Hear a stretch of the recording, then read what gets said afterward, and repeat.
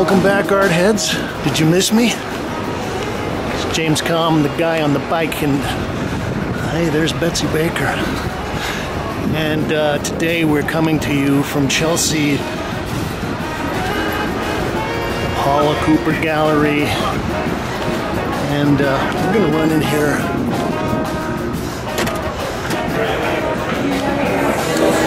and take a look at an exhibition by Suvero. Well, take a quick glance at something I haven't seen before, which is a painting by Mark. This is untitled 2014 acrylic paint on linen, 82 by 132 inches. And that's pretty zippy. Well, okay. This is the main act, the main part of the show. It's called Looney Breakout 2013, and this is 22 feet 3 inches by 22 feet 6 inches by 12 feet 6 inches.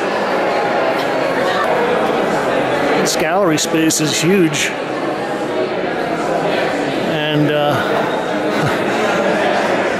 this is the first time I've actually seen a sculpture, I believe, that actually gets up there and really almost pushes against the ceiling.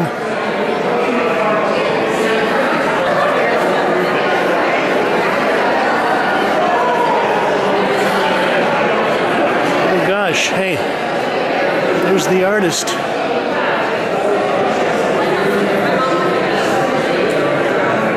Someone was just mentioning that Mark is not only an incredible artist and one of the greatest living sculptors, but he has his own foundation. It has a park out in Queens that supports all kinds of sculptural activities and also performance and music, called Socrates Park. It's right on the other side of the East River. You know, and before people like Jeff Koons kind of prettified, kitschified, tamed American sculpture, I think Suvero was the guy that everybody was looking at, and I think he's also one of the artists that really kind of carried on the scale of the abstract expressionists, and kind of combine that with the rugged, industrial, almost architectural level of fabrication and materials. Yeah, there are no polished lacquered surfaces here. This is all, I think, Corten steel bolted together, and yeah, this looks like some of these plates are maybe 2 inches thick. Probably the only other guy, sculptor that I know of that's doing anything that approaches this kind of ambition would be Richard Serra. You know, despite the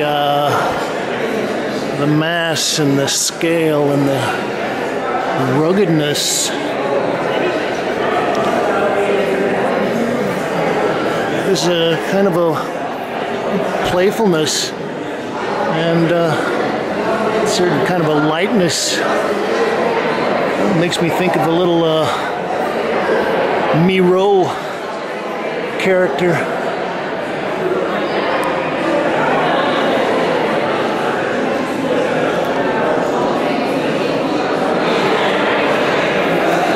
I'll go look at one of his paintings.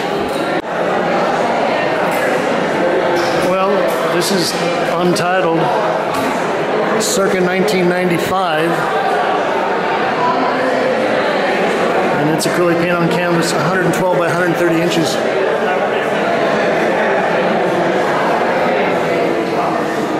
And, you know, even like his sculpture, there is a real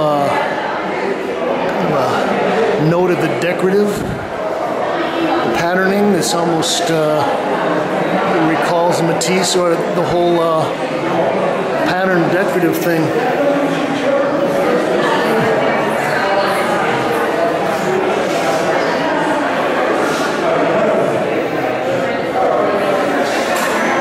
Yeah, I've never seen Mark's paintings before, but they're not bad. And yeah, he doesn't shrink away from the large canvas. This is kind of the season opener tonight, so we're going to roll on, heading towards Brooklyn eventually.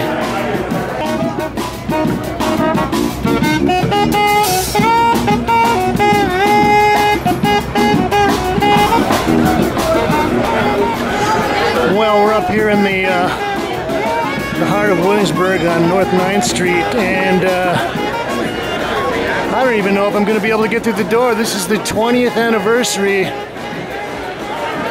of Pierogi, previously known as Pierogi 2000, but we'll try to pop in there for a second and flash the camera a little bit around and maybe catch a thing or two. Oh, well, I made it in. Oh, man. Alan Williams of Parker's Box. A whole lot of people here tonight.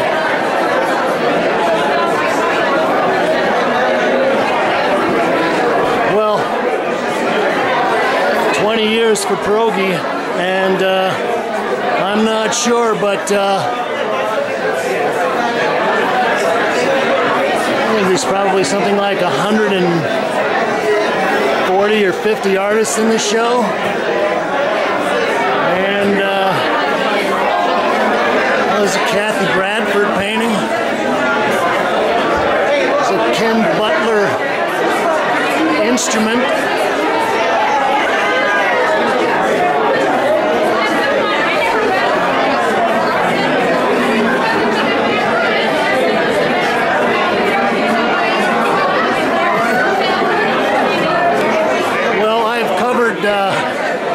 Many of the shows that, hey, there's Ken Butler right there.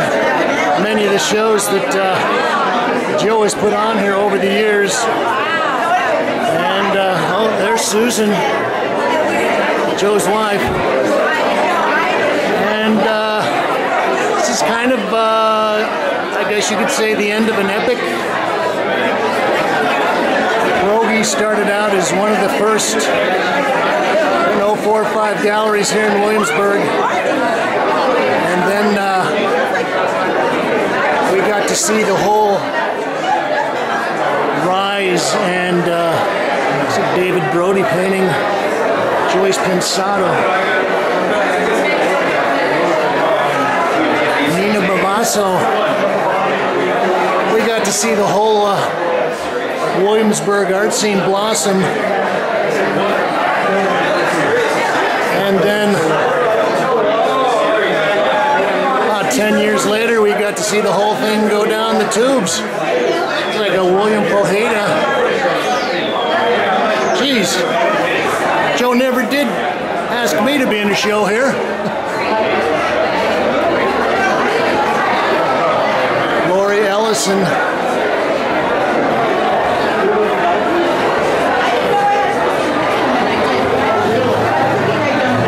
So as I said, Pierogi was one of the first galleries to open in Williamsburg, and there was was only maybe 4 or 5 serious galleries at the time. This is back in the late 90s.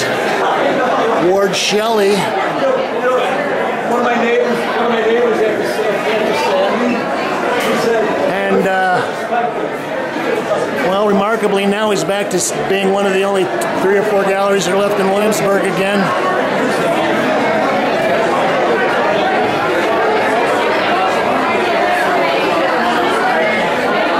Jim Torok, more of his Jesus drawings.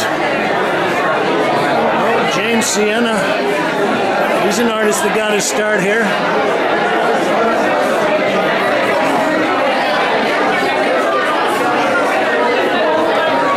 John J. O'Connor.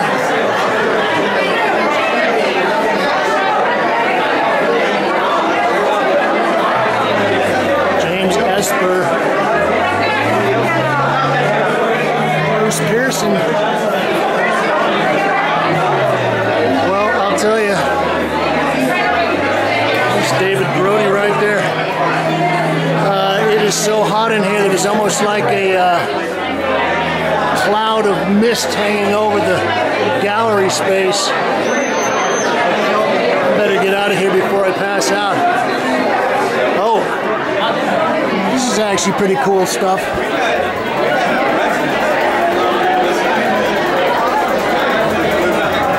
Nice shot.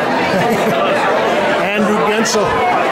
Hey, there's Ward Shelley. I was just buttonholed by an artist, Andrew Hazian. The whole thing. So, tell us about your project you put up here. Well, I just thought about the death of Pierogi. What's going to come and replace this thing once it dies? Okay, so the scaffolding is all part of it, and The whole fucking scaffolding, the fence, the sidewalk shed, the net above it. This is the work in progress poster that you see. you know, maybe everywhere. you could be sort of a pseudo developer. You could actually do this, and then you could make the Believe $20 me, million. I embarked and then on we this could put the pile of cash in the street or something. I and embarked on this hand it- project to hate it, and as a comment on these buildings that I hate, and I learned to love it during the process. Just like the house garden, I mean, it's the same thing. And that Okay, this is well, thanks for tipping me off. I was just looking at this and going, geez, what kind of construction they got going out here? Thanks for tipping me off, Andrew. Congratulations, man. Go back to the party. Okay, that was nice. Well, we made it here to Bushwick.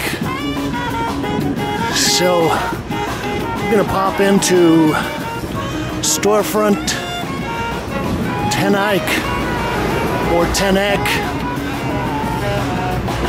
and catch a show. Oh, don't hit me, Mr. Frosty. Well, this is actually a debut show titled The Big Game by Eyck Fordjour.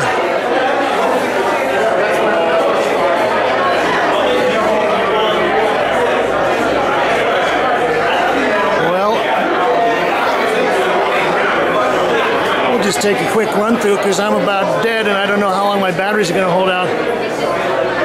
This is titled number 30, acrylic oil pastel and charcoal on newspaper collage, 24 by 30.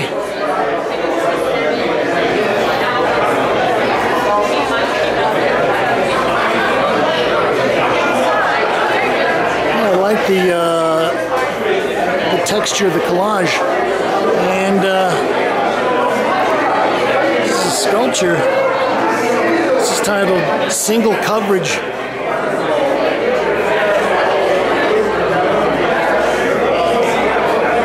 Terracotta, iron, steel, vinyl paint, and assorted silk fabrics. And I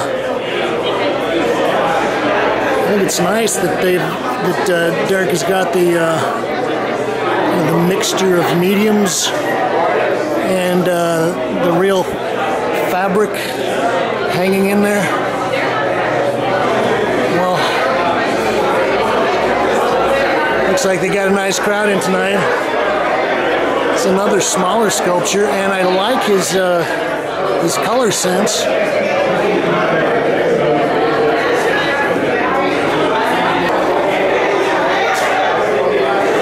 Looks like he's got a suite of these single portrait collage pieces.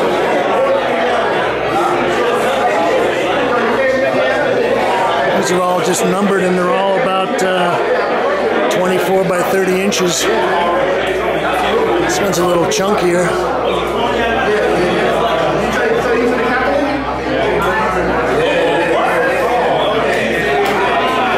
This is number 92. And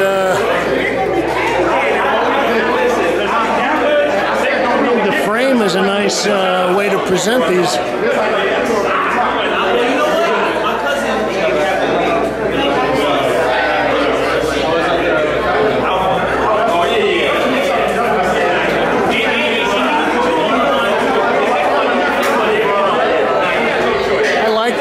Geometric backgrounds, and torn away and distressed newsprint is nice. Kind of makes me think of an early Jasper Johns, but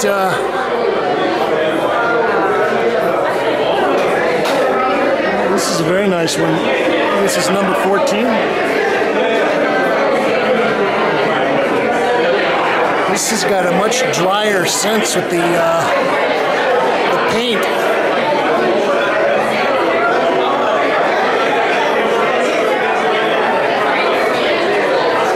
Well, so this is probably the season opener out here in Bushwick.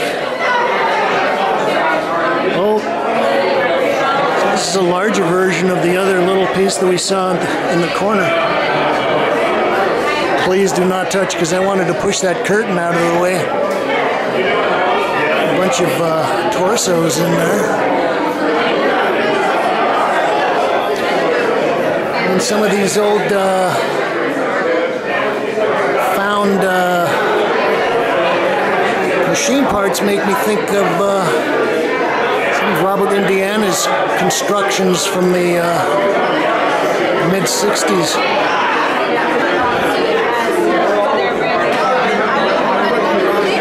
Titled Top Dog, Underdog.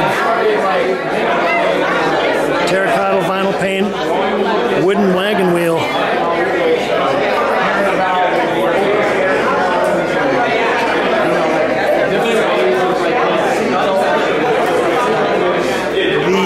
The use of the repeated model of this football player is nice. That kind of makes me think of Brancusi, but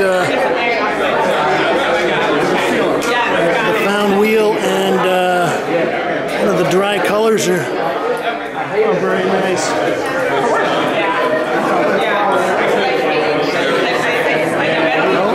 I think this is the artist right here.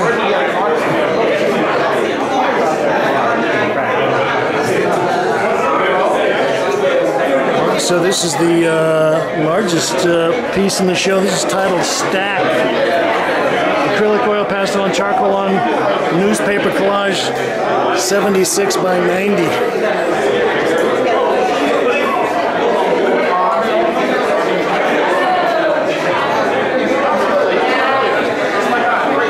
This again has got a great color thing going on. And oh, there's the proprietor, Deborah Brown. Congratulations. I'm enjoying the show. It's getting younger and younger out here. Now we're 2 MFA students showing at Storefront. Oh my goodness. Okay. Robbing the cradle. You're a coyote now, huh? Right. Is that what they call them? Okay. Thanks, Deborah. Well, Deborah started Storefront over on Morgan Avenue probably about 6 years ago, in a tiny little storefront, and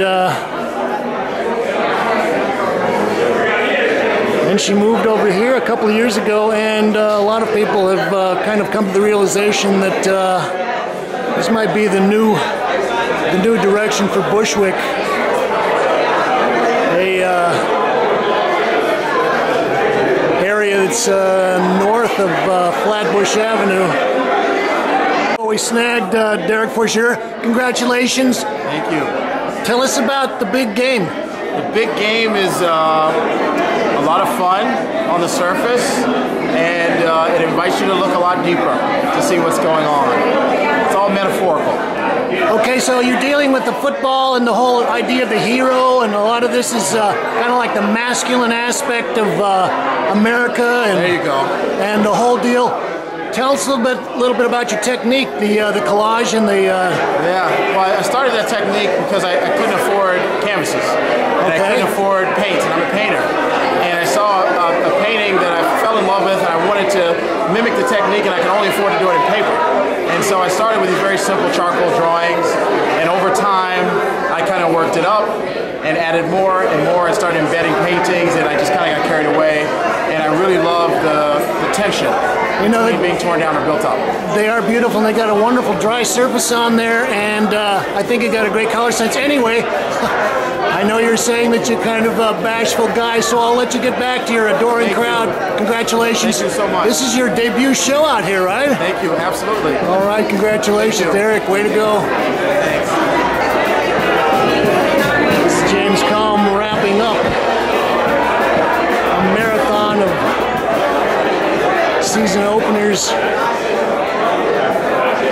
and we're going to close it down here at Storefront with an exhibition by Derek Fordjour titled The Big Game. Thank you, Kate.